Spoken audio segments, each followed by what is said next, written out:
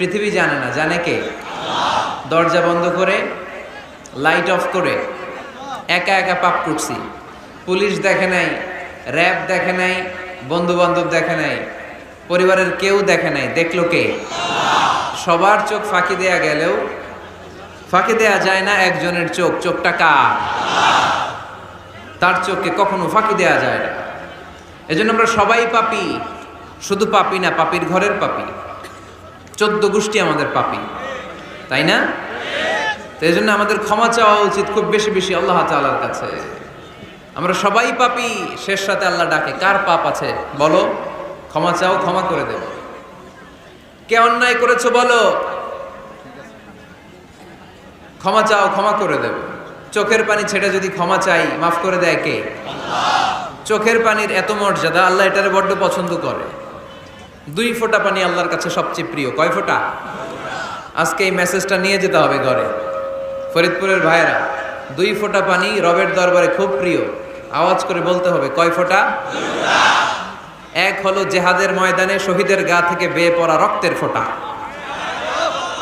আমরা শহীদ হতে চাই কি চাই না? শাহাদাতের তামান্না যদি কারো অন্তরে না থাকে, এটা কি মুমিন না মুনাফিক?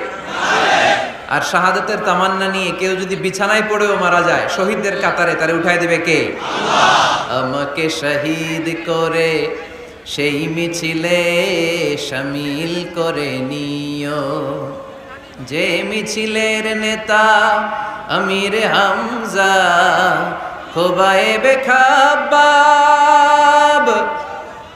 আল্লাহর কাছে ছিল অতি প্রিয়, শামিল করে নিও আমাকে শহীদ করে সেই মিছিলে শামিল করে নিও। পড়েন আমিন।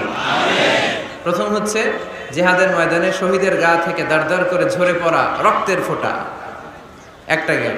2 নাম্বার হচ্ছে অনুতপ্ত বান্দার চোখের পানির ফোঁটা।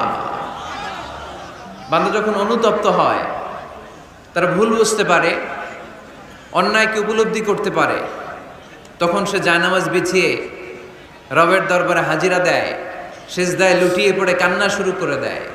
এই চোখের পানির এত পাওয়ার, এই চোখের পানি অনুতপ্ত বান্দার চোখ বেয়ে নাকের ডগা বেয়ে মাটিতে পড়ার আগেই আল্লাহ বান্দার জীবনের সব গুনাহ মাফ করে দেয়। এজন্য চোখের পানি বেশি বেশি ফেলার দরকার আছে না নাই? আমাদের